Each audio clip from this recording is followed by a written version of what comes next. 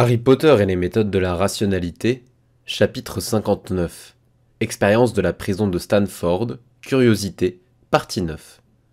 Les balais avaient la réputation d'avoir été inventés à une époque qu'un moldu aurait qualifiée de moyenâgeuse par une légendaire sorcière du nom de Celestria Relevo, prétendument arrière-arrière-arrière petite-fille de Merlin. Celestria Relevo, ou là où les personnes qui avaient vraiment inventé ces enchantements ne connaissaient rien à la mécanique de Newton. Les balais volants fonctionnaient donc selon les lois de la physique aristotélicienne. Ils allaient vers là où vous les orientiez. Si vous vouliez aller vers l'avant, vous pointiez vers l'avant. Vous n'aviez pas à vous inquiéter de maintenir un peu de poussée vers le haut afin d'annuler l'effet de la gravité. Si vous preniez un virage, toute la vélocité passait dans la direction vers laquelle le balai pointait et vous ne dériviez pas dans le sens de votre élan actuel. Les balais avaient des vitesses maximales mais pas d'accélération maximale. Cela n'avait rien à voir avec la résistance de l'air, mais était dû au fait que les enchantements d'un balai volant étaient pourvus d'un niveau maximum d'impétus aristotélicien. Même s'il était assez adroit pour obtenir les meilleures notes en cours de vol du balai, Harry ne l'avait encore jamais remarqué. Le fonctionnement de ces derniers était si proche de ce à quoi l'esprit humain s'attendait instinctivement que son cerveau avait réussi à totalement laisser passer leur absurdité physique. En ce premier jour de leçon de ballet, Harry avait été distrait par des phénomènes apparemment plus intéressants, tels que des mots écrits sur un papier et une sphère rouge lumineuse. Son cerveau avait alors simplement suspendu son incrédulité, inscrit la réalité des balais volants comme étant acceptée et avait entrepris de s'amuser sans penser une seule fois à la question dont la réponse aurait été évidente. Il est en effet tristement avéré que nous ne pensons jamais qu'à une petite fraction de tous les phénomènes que nous rencontrons. Ceci est l'histoire de la façon dont Harry James Potter Evans-Verse faillit être tué par son manque de curiosité. Parce que les fusées ne respectaient pas la physique aristotélicienne. Les fusées n'avaient pas le fonctionnement qu'un esprit humain attendait instinctivement d'un objet volant. Un balai volant assisté d'une fusée ne se déplaçait donc pas comme les balais magiques sur lesquels Harry était si doué. Rien de tout ceci ne traversa alors l'esprit de Harry. Déjà, le bruit le plus fort qu'il avait entendu de sa vie l'empêchait de s'entendre penser. Ensuite, accélérer vers le haut à 4 gravités signifiait qu'il avait environ 2 secondes et demie en tout pour aller des fondations d'Azkaban jusqu'à son sommet. Et même si elles furent les 2 secondes et demie les plus longues de l'histoire du temps, cela ne lui laissa pas vraiment assez de place pour penser. Il y avait seulement le temps de voir la lumière des malédictions aurores fondre droit sur lui, de légèrement réorienter le balai pour les éviter, de se rendre compte que le balai continuait simplement sur son élan au lieu d'aller dans la direction vers laquelle il pointait, d'activer les concepts dépourvus de symboles, merde, et Newton. Ce sur quoi Harry inclina le balai bien plus fort et là ils commencèrent à s'approcher très vite du mur, alors il l'inclina dans l'autre sens et il y avait d'autres lumières qui descendaient et les détraqueurs glissaient en douceur vers eux accompagnés d'une espèce de créature géante ailée faite de flammes blanc or.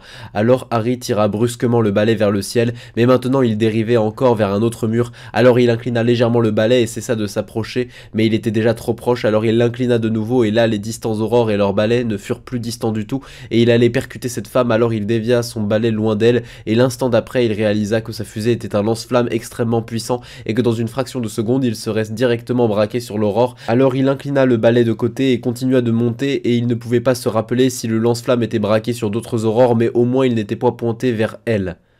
Harry manqua un autre aurore à 1 mètre près et lui passa sous le nez, juché sur son lance-flamme de travers qui grimpait à, Harry estimerait plus tard, environ 300 km/h. S'il y eut des cris d'aurore grillée, il ne les entendit pas, mais cela ne constituait une preuve de rien du tout parce que pour l'instant tout ce qu'il entendait c'était un son extrêmement puissant. 2 secondes plus calmes, si ce n'est plus silencieuses plus tard, il ne sembla plus y avoir ni aurore, ni détraqueur, ni géante créature de flammes ailées, et le vaste et terrible édifice d'Azkaban semblait étonnamment petit vu de cette hauteur.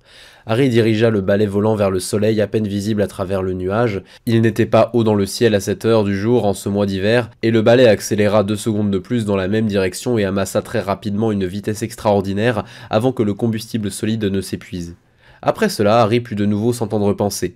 Il n'y avait que le vent hurlant provoqué par leur absurde vitesse, et, bien qu'assisté par de la magie, ses doigts agrippés aux manches résistaient à peine à la traînée de décélération due au fait qu'ils étaient bien au-delà de leur vitesse terminale.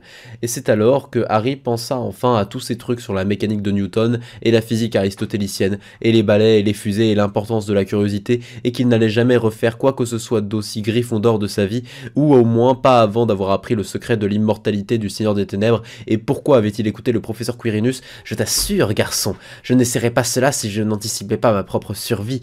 Quirrell, au lieu du professeur Michael, mon fils, si tu essaies quelque chose avec des fusées sans supervision, je dis bien quoi que ce soit sans qu'un professionnel entraîné te regarde, tu mourras et maman sera triste, vers Evans. Quoi? Glapit Amelia à l'intention du miroir. Le vent s'était assourdi jusqu'à atteindre un niveau supportable à mesure que la résistance de l'air les avait ralentis, donnant ainsi à Harry la chance d'écouter le son à mi-chemin entre le carillon et le bourdonnement qui semblait emplir son cerveau. Le professeur Quirrell était censé avoir lancé un sortilège de mutisme sur le pot d'échappement de la fusée. Apparemment, les capacités des sortilèges de mutisme avaient des limites. Rétrospectivement, Harry aurait dû métamorphoser une paire de boules Kies au lieu de simplement faire confiance au sortilège, même si cela n'aurait probablement pas non plus suffi. Eh bien, les soins magiques avaient probablement quelque chose qui soignait les dommages auditifs permanents. Non, vraiment, les soins magiques avaient probablement quelque chose pour ça. Il avait vu des élèves aller voir Madame Pommefresh avec des blessures qui lui avaient semblé être bien pires. Existe-t-il un moyen de transplanter une personnalité imaginaire dans la tête de quelqu'un d'autre demanda Poufsouffle. Je ne veux plus vivre dans la tienne. Harry repoussa le tout au plus profond de son esprit, car il n'y avait vraiment rien qu'il puisse faire à ce sujet pour l'instant. Y avait-il quoi que ce soit dont il devrait s'inquiéter? Puis Harry regarda derrière lui, pensant pour la première fois à vérifier si Bellatrix et le professeur Quirrell avaient été soufflés loin du balai. Mais le serpent vert était toujours dans son harnais, et la femme émaciée s'accrochait toujours au balai. Son visage était toujours pris par cette couleur malsaine, et ses yeux toujours brillants et dangereux. Ses épaules s'agitaient comme si elle riait de façon hystérique, et ses lèvres bougeaient comme si elle criait, mais aucun son ne s'échappait. Ah, c'est vrai. Harry abaissa la capuche de sa cape et tapota ses oreilles afin de lui faire savoir qu'il ne pouvait entendre. Ce sur quoi Bellatrix se saisit de sa baguette et la pointa vers Harry, le bourdonnement dans ses oreilles diminua soudain et il put l'entendre. Il le regretta un instant plus tard. Les imprécations qu'elle hurlait à l'intention d'Azkaban, des détraqueurs, des aurores, de Dumbledore, de Lucius, de Barty Croughton, de quelque chose appelé l'Ordre du Phénix, de tout ce qui se tenait sur le chemin de son Seigneur des Ténèbres, etc., n'était pas faite pour une audience plus jeune et plus sensible, et son rire faisait mal à ses oreilles récemment soignées. « Assez, Bella !» dit enfin Harry, et la voix de celle-ci se tut instantanément. Il y eut un moment de silence, Harry retira la cape de par-dessus sa tête, par principe, et se rendit compte au même moment qu'ils avaient peut-être des télescopes en bas ou quelque chose du genre. Rétrospectivement, retirer sa capuche ne serait-ce que pour un moment avait été une décision incroyablement stupide. Il espérait que la mission n'allait pas échouer à cause de cette unique erreur. « On n'est vraiment pas fait pour ça, hein ?» remarqua Serpentard. « Eh !» dit Poufsouffle par pur réflexe. « On ne peut pas s'attendre à tout faire parfaitement la première fois. On a probablement juste besoin de plus de pratique. Oublie ce que j'ai dit !» Harry regarda de nouveau en arrière et vit que Bellatrix se regardait autour d'elle avec un air perplexe et émerveillé. Elle n'arrêtait pas de pivoter la tête. Et elle dit enfin, sa voix maintenant plus basse, « Seigneur, où sommes-nous » « Que veux-tu dire » aurait voulu dire Harry, mais le Seigneur des Ténèbres n'admettrait jamais qu'il ne comprenait pas quelque chose. Et Harry répondit d'un ton sec, « Nous sommes sur un balai volant. Est-ce qu'elle pense qu'elle est morte et que c'est le paradis ?» Les mains de Bellatrix étaient toujours enchaînées au balai, si bien que seul un doigt s'éleva lorsqu'elle dit « Qu'est-ce que c'est que ça ?» Harry suivit la direction pointée par le doigt et vit rien de spécial à vrai dire. Puis elle comprit. Il n'y avait plus de nuages pour l'obscurcir maintenant qu'ils étaient suffisamment élevés. C'est le soleil, chère Bella. Le ton fut remarquablement maîtrisé. Un seigneur des ténèbres parfaitement calme et peut-être un peu agacé, alors même que les larmes commençaient à couler le long des joues de Harry. Dans le froid sans fin, dans les ténèbres absolues, le soleil avait sûrement été un souvenir heureux. Bellatrix continua de se tordre le cou. « Et les choses moelleuses, dit-elle ? » ?»« Des nuages. » Il y eut une pause.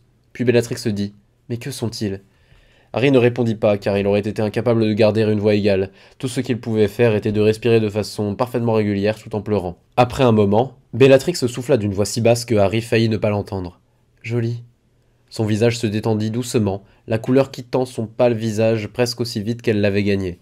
Son corps squelettique s'affaissa sur le balai volant. La baguette empruntée pendait sans vie depuis la bride attachée à sa main immobile. « Ah, c'est une blague !» L'esprit de Harry se souvint alors que la potion de pimentine avait un prix. Bellatrix s'assoupirait pour un temps considérable, avait dit le professeur Quirrell. Et au même instant, une autre partie de Harry devint profondément convaincue, en regardant la femme émaciée d'une couleur pâle de craie, à l'air plus morte sous le soleil radieux que toutes les choses vivantes que Harry avait jamais vues, qu'elle était morte, qu'elle venait de prononcer ces derniers mots, que le professeur Quirrell avait mal jugé le dosage, ou qu'il avait délibérément sacrifié Bellatrix pour protéger leur évasion. Est-ce qu'elle respire ? Harry n'arrivait pas à voir si c'était le cas. Tant qu'il était sur le balai volant, il ne pouvait pas se pencher en arrière et prendre son pouls. Harry regarda devant lui pour vérifier qu'il n'était pas sur le point de percuter des rochers volants et continua d'orienter le balai vers le soleil, le garçon invisible et la femme peut-être morte partant vers l'après-midi. Les doigts de Harry serraient si fort autour du balai qu'ils étaient devenus blancs. Il ne pouvait pas l'atteindre et pratiquer une ventilation artificielle, rien de son kit de soins n'aurait été utile. Croire que le professeur Quirrell ne l'aurait pas mis en danger ? Étrange. C'était étrange de vraiment croire que le professeur Quirrell n'avait pas l'intention de tuer l'Aurore, car cela aurait été stupide, et de ne pourtant plus être rassuré par les paroles rassurantes du professeur de défense. Puis l'idée vint à Harry qu'il fallait encore vérifier.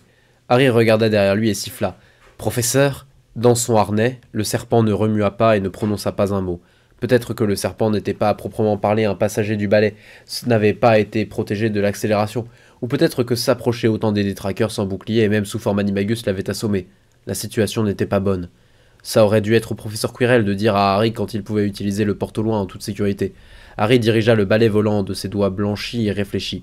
Il réfléchit très fort pendant une durée courte et incommensurable pendant laquelle Bellatrix pouvait respirer ou ne pas respirer, pendant laquelle le professeur Quirrell lui-même avait peut-être déjà cessé de respirer depuis un moment. Et Harry décida que tandis qu'il était possible de rattraper l'erreur consistante à gâcher le porte-au-loin en sa possession, il n'était pas possible de rattraper l'erreur consistante à laisser un cerveau sans oxygène pendant trop longtemps. Alors il tira de sa bourse le prochain porte-au-loin de la série, et, alors qu'il arrêtait le balai volant au milieu du ciel bleu clair, maintenant qu'il y pensait, il ne savait pas si la capacité d'un porte-au-loin à s'ajuster à la rotation de la Terre incluait aussi la capacité de s'adapter de façon générale à la vélocité de son nouvel environnement, il plaça le porte-au-loin en contact avec le balai et Harry marqua une pause. La brindille, toujours dans sa main, sœur de celle qu'il avait brisée, voilà ce qui lui semblait être 2 semaines, il sentit une réticence soudaine. Son cerveau semblait avoir appris la règle par le biais d'un processus de renforcement négatif purement neuronal que briser des brindilles est une mauvaise idée. Mais ce n'était pas vraiment logique, alors Harry brisa quand même la brindille. Il y eut une explosion orageuse derrière la porte de métal située non loin d'Amélia, ce qui lui fit tomber le miroir qu'elle tenait et pivoter la baguette en main. Et alors la porte s'ouvrit grand, révélant Albus Dumbledore, debout face à un grand trou fumant dans le mur de la prison. « Amélia !» dit le vieux sorcier. Il n'y avait aucune trace de sa légèreté habituelle, et derrière ses lunettes en demi-lune, ses yeux avaient la dureté du saphir. « Je dois quitter Azkaban et je dois le faire maintenant. Y a-t-il un moyen de sortir de l'enceinte qui soit plus rapide que le balai ? Non. Alors j'ai besoin de ton balai volant le plus rapide immédiatement. » Là où Amélia voulait être, c'était avec l'Aurore qui avait été blessée par ce feu Daemon, ou par quoi que cela ait pu être. Ce qu'elle devait faire, c'était découvrir ce que Dumbledore savait. « Vous !» aboya la vieille sorcière à l'intention de l'équipe qui l'entourait. « Continuez de sécuriser le couloir jusqu'à avoir atteint le fond. Ils ne se sont peut-être pas tous encore échappés. » Puis au vieux sorcier, « 2 balais. Tu pourras me mettre au courant quand on sera dans les airs. » Il y eut un duel de regards, mais il ne fut pas long. Une saccade écœurante considérablement plus forte que celle qui l'avait amené à Azkaban attrapa Harry à l'abdomen. Et cette fois, la distance traversée fut si grande qu'il put écouter un instant de silence et observer l'espace entre les espaces, la crevasse entre un lieu et l'autre. Alors qu'il se projetait loin d'Azkaban dans la direction du vent et plus rapidement que lui, le soleil qui avait brièvement brillé sur eux deux fut prestement occlu par un nuage de pluie. Cria Amélia au balai qui volait derrière elle. « L'une des 2 personnes, répondit Dumbledore. J'ignore encore laquelle. Si c'est la première, alors nous avons des ennuis. Si c'est la seconde, alors nous avons de bien plus graves ennuis. Amélia ne s'octroya pas un soupir. « Qu'en sauras-tu » La voix du vieux sorcier, sombre et basse, parvenait pourtant à s'élever au-dessus du vent. « 3 choses dont ils ont besoin pour atteindre la perfection, s'il s'agit de cela. La chair du plus fidèle des serviteurs du Seigneur des Ténèbres, le sang de son plus grand ennemi et accès à une certaine tombe. Je pensais Harry Potter à l'abri avec leur tentative d'Azkaban quasiment échouée, même si je l'ai quand même mis sous bonne garde. Mais à présent, j'ai bel et bien peur. Ils ont accès au temps. Quelqu'un avec un retourneur de temps envoie des messages pour eux. Et je soupçonne que la tentative de kidnapping sur Harry Potter a déjà eu lieu il y a quelques heures. C'est pourquoi nous n'en avons pas entendu parler, puisque nous sommes à Azkaban. Où le temps ne se noue pas sur lui-même. Le passé est venu après notre propre futur, vois-tu ? Et si c'est l'autre ? Cria Amélia. Ce qu'elle avait entendu était suffisamment inquiétant. Cela semblait être le plus noir des rituels noirs, centré sur Feu le Seigneur des Ténèbres lui-même. Le vieux sorcier, son visage à présent encore plus sombre, ne répondit pas et se contenta de secouer la tête. Lorsque la saccade du porte-au-loin se fut calmée, le soleil pointait juste au-dessus de l'horizon, plus proche d'une aurore que d'un crépuscule, et leur balai flottait bas au-dessus d'une courte étendue de roches noires orange et de sable arrangé en collines bosselées, comme si quelqu'un avait pétri la pâte du sol plusieurs fois puis avait oublié de l'aplatir. Non loin, des vagues défilaient le long d'un panorama d'eau sans fin, mais le sol au-dessus duquel le balai flottait surplombait le niveau de la mer par plusieurs mètres au moins. Harry cligna des yeux, face aux couleurs de l'aube, et comprit que le porte-au-loin avait été international. « Hé !» lui vint un vif cri féminin venu de derrière lui, et il pivota le balai volant pour regarder. Une femme d'âge mûr, à l'air très affairé, avait une main portée à sa bouche et l'appelait visiblement. Ses traits sympathiques, ses yeux étroits et sa peau terre d'ombre appartenaient à une ethnie peu familière à Harry. Elle était habillée de robes d'un violet vif, du genre que Harry n'avait jamais vu auparavant. Et lorsque ses lèvres s'ouvrirent de nouveau, elle parla avec un accent que Harry, n'étant pas un grand voyageur, n'aurait su situer. Où étais-tu? Tu as 2 heures de retard, j'ai failli renoncer à vous voir arriver. Bonjour. Il y eut une brève pause. Les pensées de Harry semblaient se mouvoir étrangement, trop lentes, tout semblait distant, comme s'il y avait eu une épaisse paroi de verre entre lui et le monde, et une autre entre lui et ses émotions, si bien qu'il pouvait voir mais il ne pouvait pas toucher. Cela lui était venu lorsqu'il avait vu la lumière aurorale et la sorcière sympathique, lorsqu'il avait pensé que tout cela ressemblait à une fin adéquate pour cette aventure. Puis la sorcière se précipita et tira sa baguette, un marmonnement sectionna les attaches qui liaient la femme émaciée au balai volant et Bellatrix se fut lévitée jusqu'à un rocher sableux. Ses bras squelettiques et ses jambes pâles pendantes comme des choses sans vie. « Oh, Merlin !» murmura la sorcière. « Merlin, Merlin, Merlin !»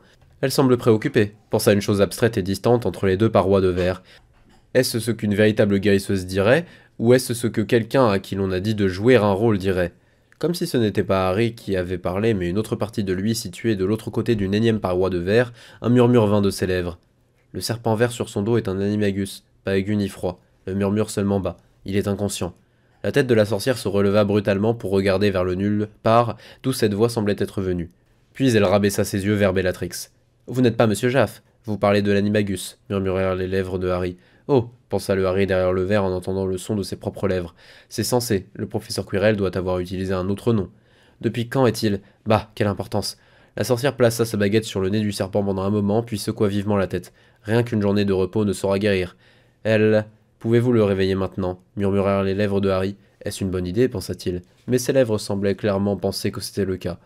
Encore le vif secouement de tête. Si un innervaire n'a pas fonctionné, commença-t-elle. Je ne m'y suis pas essayé, murmurèrent les lèvres de Harry. Quoi? Pourquoi? Oh, pas grave. Innervaire. Il y eut une pause, puis un serpent rampa lentement hors de son harnais, la tête verte s'éleva lentement, regarda autour d'elle, l'espace se brouilla et le professeur Quirrell se tint là, et l'instant d'après il tombait à genoux. Allonge-toi, dit la sorcière sans lever les yeux de Bellatrix. C'est toi qui es là, Jérémie? Oui, dit le professeur de défense d'une voix plutôt rauque avant de s'allonger précautionneusement sur une portion relativement plate du rocher sableux et orangé. Il n'était pas aussi pâle que Bellatrix, mais son visage était comme exsangue sous la faible lueur de l'aurore. Salutations, mademoiselle Chomblechette. Je t'ai dit, fit la sorcière avec une dureté dans sa voix et un léger sourire sur son visage, de m'appeler Cristal. On n'est pas en Angleterre, pas de ces formalités ici, et ce sera docteur maintenant, pas mademoiselle. Mes excuses, docteur Chomblechette, accompagné d'un gloussement sec. Le sourire de la sorcière s'élargit quelque peu, mais sa voix se durcit d'autant plus. Qui est ton ami? Tu n'as pas besoin de le savoir. Le professeur de défense était allongé sur le sol, les yeux fermés. À quel point ça a mal tourné? Une sécheresse soudaine. Tu pourras le lire demain dans n'importe quel journal doté d'une rubrique internationale. La baguette de la sorcière tapait ici ou là, appuyait et sondait toute la surface du corps de Bellatrix. Tu m'as manqué, Jérémie. Vraiment? Dit le professeur de défense d'un ton légèrement surpris. Même pas un tout petit peu, si je ne t'en devais pas une. Le professeur de défense entama un rire qui se rapprocha ensuite de la quinte de tout. T'en penses quoi? Dit Serpentard au critique interne tandis que Harry écoutait de derrière les murs de verre. C'est un numéro ou c'est pour de vrai? Saurais pas dire, répondit le critique interne de Harry. Je ne suis pas en grande forme critique pour l'instant. Est-ce que quelqu'un a une idée d'un bon moyen d'obtenir plus d'informations? Dit Sardaigle. Encore le souffle venu du vide au-dessus du balai. Quelles sont les chances qu'on puisse annuler tout ce qui lui a été fait? Oh, voyons, les gélimanciers et rituels noirs inconnus, 10 ans pour que ça se mette en place, puis 10 ans d'exposition aux détraqueurs. Défaire ça, vous êtes complètement toqué, monsieur qui que vous soyez. La question est de savoir s'il reste quoi que ce soit, et je dirais peut-être une chance sur 3. La sorcière s'interrompit soudain. Lorsqu'elle parla de nouveau, sa voix était plus basse. Si vous étiez son ami avant, alors non, vous ne la retrouverez jamais. Mieux vaut que vous le compreniez maintenant. Je vote numéro, dit le critique interne. Elle ne déblatérerait pas tout ça pour répondre à une seule question, à moins d'avoir été en train d'attendre une opportunité de le faire. Notez, mais j'y accorde une confiance réduite, dit Serdaigle. Il est très difficile de ne pas laisser ses soupçons contrôler ses perceptions lorsqu'on essaie de mesurer des preuves aussi subtiles. Quelle potion lui as-tu donné? Dit la sorcière après avoir ouvert la bouche de Bellatrix et y avoir jeté un coup d'œil, alors que la baguette illuminait de multiples fâches colorées. L'homme allongé au sol dit calmement. Pimentine. T'as perdu la tête? Encore la quinte de rire. Elle va dormir pendant une semaine avec de la chance, dit la sorcière avant de claquer la langue. J'imagine que je t'enverrai une chouette quand elle ouvrira les yeux pour que tu puisses revenir et la convaincre pour ce vœu indéfaisable. Est-ce que tu as quelque chose pour l'empêcher de me liquider sur place si jamais elle arrive à bouger dans le mois qui vient? Les yeux toujours fermés, le professeur de défense prit une feuille de papier de ses robes. Un moment plus tard, des mots commencèrent à apparaître à sa surface, accompagnés de petites volutes de fumée. Lorsque la fumée eut cessé de s'élever, le papier lévita en direction de la femme.